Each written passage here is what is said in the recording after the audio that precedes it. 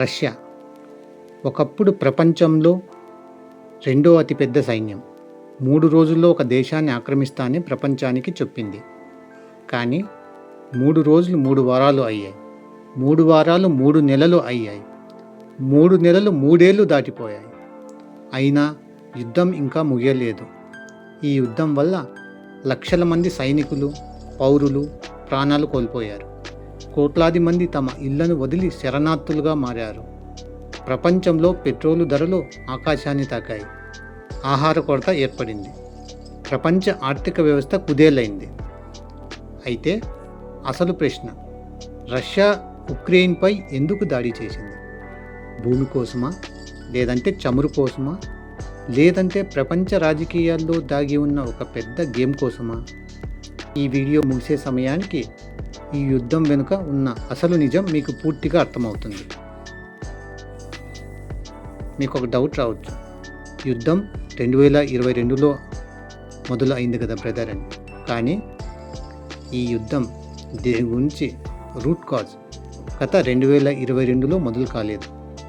చాలామంది అనుకునేది రష్యా 2022లో ఒక్కసారిగా ఉక్రెయిన్పై దాడి చేసిందని. కానీ యుద్ధానికి విత్తనం 100 సంవత్సరాల క్రితమే పడింది.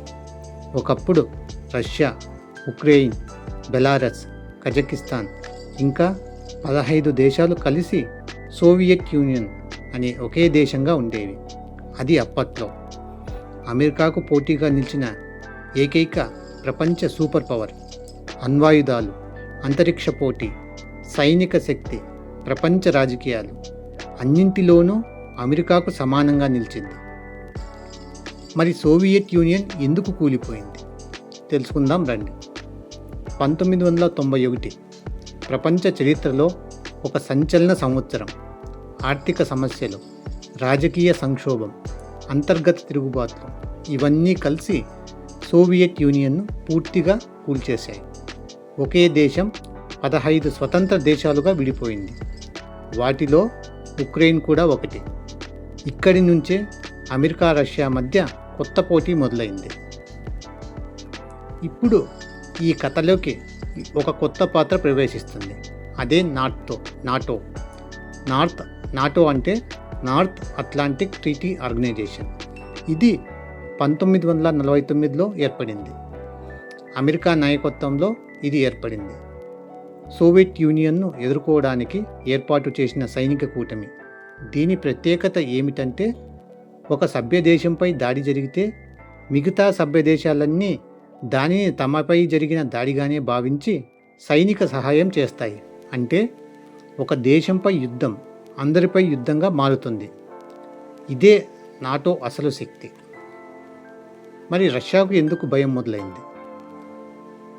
1991 తర్వాత నాటో ఒక్కొక్క దేశాన్ని తనలో చేర్చుకోవడం ప్రారంభించింది. ముందు పోలాండ్, ఆ తర్వాత హంగరీ, చెక్ రిపబ్లిక్, రొమేనియా, బల్గేరియా, బాల్టిక్ దేశాలు, ఇలా నాటో రష్యా సరిహద్దుల వరకు వచ్చేసింది. ఒక్కసారి మ్యాప్ చూడండి, మీకు అర్థమవుతుంది. మరి రష్యా అధ్యక్షుడు వ్లాదిమిర్ పుతిన్ దృష్టిలో ఇది కేవలం ఒక సంస్థ విస్తరణ కాదు, రష్యా జాతీయ భద్రతకు ముప్పు. ఎందుకంటే ఉక్రెయిన్ కూడా నాటోలో చేరితే అమెరికా సైన్యం డైరెక్ట్గా రష్యా సరిహద్దుల వరకు వచ్చే అవకాశం ఉంటుంది. రష్యా దీన్నే తన ప్రధాన భద్రతా ఆందోళనగా పేర్కొంది. మరి ఇంకొక డౌట్ రావచ్చు మీకు, ఉక్రెయిన్ ఎందుకు నాటోలో చేరాలనుకుంది? ఇప్పుడు ఉక్రెయిన్ వైపు నుంచి చూద్దాం రండి. అది 2014వ సంవత్సరం. రష్యా ఉక్రెయిన్లోని క్రిమియా ప్రాంతాన్ని తన ఆధీనంలోకి తీసుకుంది. అదే సమయంలో తూర్పు ఉక్రెయిన్లోని డొనెస్క్, లుహాన్స్క్ ప్రాంతాల్లో రష్యా మద్దతు ఉన్న వేర్పాటువాదులు ఉక్రెయిన్ సైన్యంతో పోరాటం ప్రారంభించారు. ఈ పరిణామాల తర్వాత ఉక్రెయిన్కు ఒక విషయం అర్థమైంది. అదే రష్యా నుంచి భద్రత, రష్యా నుంచి తను కాపాడుకోవాలంటే నాటోలో చేరాల్సిందే అని. ఇక్కడే 2 దేశాల మధ్య ఉద్రిక్తతలు అత్యంత ప్రమాదకర స్థాయికి చేరుకున్నాయి. చివరిగా 2021వ సంవత్సరంలో రష్యా ఉక్రెయిన్ సరిహద్దులో దాదాపు 2 లక్షల మంది సైనికులను మోహరించింది. ప్రపంచం మొత్తం యుద్ధం జరుగుతుందా అని ఎదురు చూస్తోంది. కానీ 2022 ఫిబ్రవరి 24 ఉదయం జరిగింది 21వ శతాబ్దం చూసిన అతిపెద్ద యుద్ధం.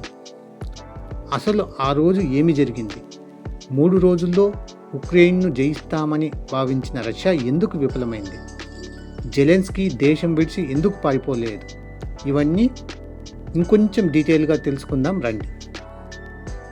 ఇప్పుడు వివరాల్లోకి వెళ్తే అది 2022వ సంవత్సరం ఫిబ్రవరి 24 ఉదయం. ప్రపంచం ఇంకా నిద్రలో ఉంది. కానీ ఉక్రెయిన్ ప్రజలు మాత్రం భారీ పేలుళ్ల శబ్దంతో ఒక్కసారిగా మేలుకున్నారు.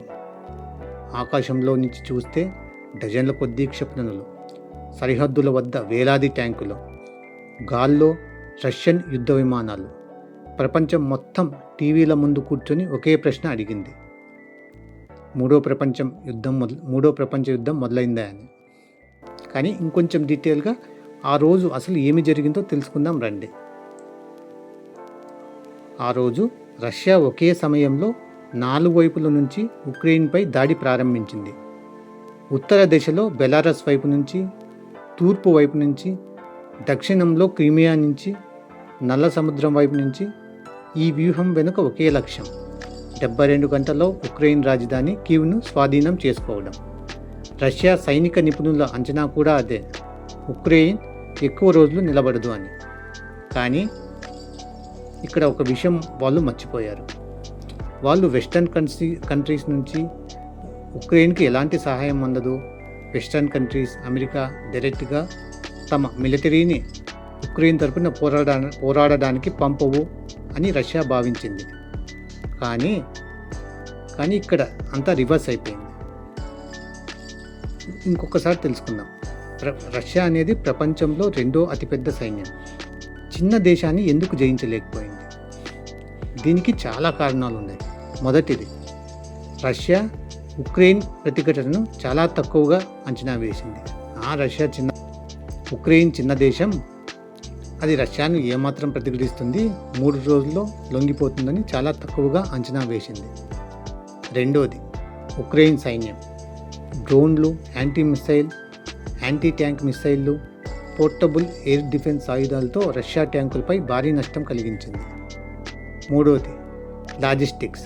వేలాది ట్యాంకులకు రోజు ఇంధనం, ఆహారం, గోళబారుతం అందించడం సులభం కాదు. కొన్ని ప్రాంతాల్లో రష్యా దళాలకు సరఫరా సమస్యలు ఎదురయ్యాయి. మీకు ఒక డౌట్ రావచ్చు, అమెరికా ఎందుకు నేరుగా యుద్ధంలోకి దిగలేదు అని. ఇది చాలామంది అడిగే ప్రశ్న. ఎందుకంటే అమెరికా రష్యాతో నేరుగా యుద్ధం చేస్తే అది 2 అణ్వాయుధ దేశాల మధ్య ప్రత్యక్ష ఘర్షణ అవుతుంది.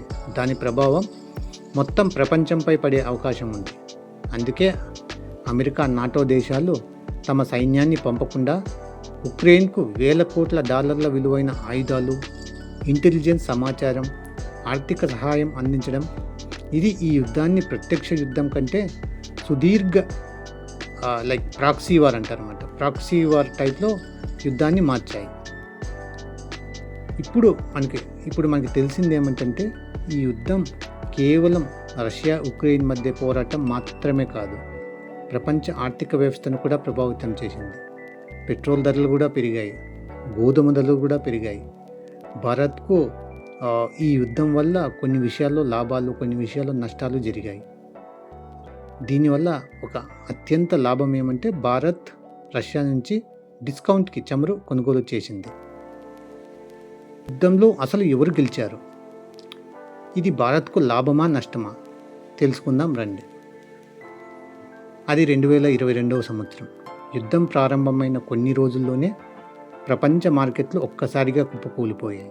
ఎందుకంటే రష్యా ప్రపంచంలో అతిపెద్ద చమురు ఉత్పత్తిదారుల్లో ఒకటి, సహజ వాయువు సరఫరాలో కీలక దేశం, గోధుమల ఎగుమతుల్లో ప్రధాన దేశాల్లో ఒకటి. మరోవైపు ఉక్రెయిన్ను యూరోప్కి బ్రెడ్ బాస్కెట్ అని పిలుస్తారు. ఎందుకంటే ప్రపంచానికి అవసరమైన గోధుమలు, మొక్కజొన్న,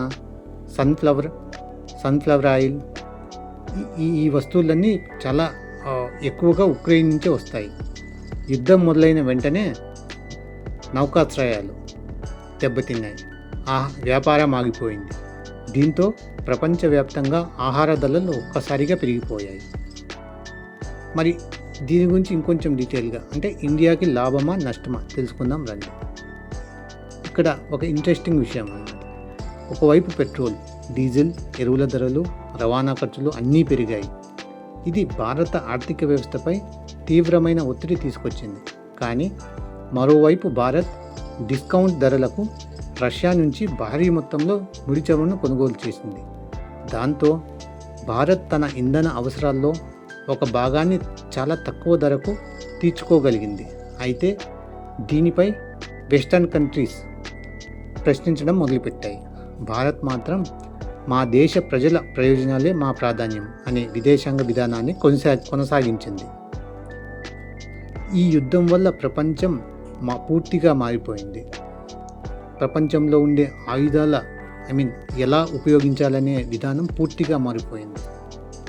ఒక విషయం ప్రపంచానికి స్పష్టంగా చూపించింది. ఇప్పటి యుద్ధాలు కేవలం ట్యాంకులు, యుద్ధ విమానాలతోనే గెలవలేము. చిన్న డ్రోన్లు, ఉపగ్రహ సమాచారం, సైబర్ దాడులు, కృత్రిమ మేధస్సు ఆధారిత సాంకేతికత AI ఇవన్నీ ఆధునిక యుద్ధంలో కీలక పాత్ర పోషిస్తున్నాయి. ఈ కారణంగా ప్రపంచంలోని అనేక దేశాలు తమ రక్షణ విధానాలను తిరిగి సమీక్షించడం ప్రారంభించాయి. అసలు ఈ యుద్ధంలో ఎవరు గెలిచారు? సూటిగా చెప్పడం చాలా కష్టమండి. రష్యా వైపు నుంచి చూస్తే ఇది కొన్ని ప్రాంతాలపై నియంత్రణ సాధించింది. ఉక్రెయిన్ వైపు నుంచి చూస్తే అది తన సార్వభౌమత్వాన్ని కాపాడుకుంటూ పోరాటాన్ని కొనసాగిస్తోంది. వెస్టర్న్ కంట్రీస్ వైపు నుంచి చూస్తే ఉక్రెయిన్కు భారీ సైనిక ఆర్థిక సహాయం అందించాయి. తద్వారా వాటికి చాలా డబ్బులు వచ్చాయి. అయితే ఈ యుద్ధం వల్ల లక్షలాది మంది ప్రాణాలు కోల్పోయారు. లక్షలాది కుటుంబాలు విడిపోయాయి. పట్టణాలు, గ్రామాలు తీవ్రంగా ధ్వంసమయ్యాయి. ప్రపంచ ఆర్థిక వ్యవస్థ కూడా భారీ ప్రభావాన్ని ఎదుర్కొనింది. అందుకే ఎవరు యుద్ధం చేసినా ఫైనల్గా బలయ్యేది మాత్రం సాధారణ ప్రజలే అండి. ఇది ఈ టాపిక్ గురించి మీ అభిప్రాయాలను కామెంట్లో తెలియజేయండి. మీకు నచ్చితే షేర్ చేయండి. నా ఛానల్ను సబ్స్క్రైబ్ చేయండి. మీరు సబ్స్క్రైబ్ చేస్తే నాకు కొంచెం బూస్టింగ్ ఇచ్చినట్లు ఉంటుంది. సో నెక్స్ట్ వీడియోస్ కూడా ఇంకొంచెం ఇంట్రెస్టింగ్గా చేయడానికి అవకాశం ఉంటుంది. Thank you very much.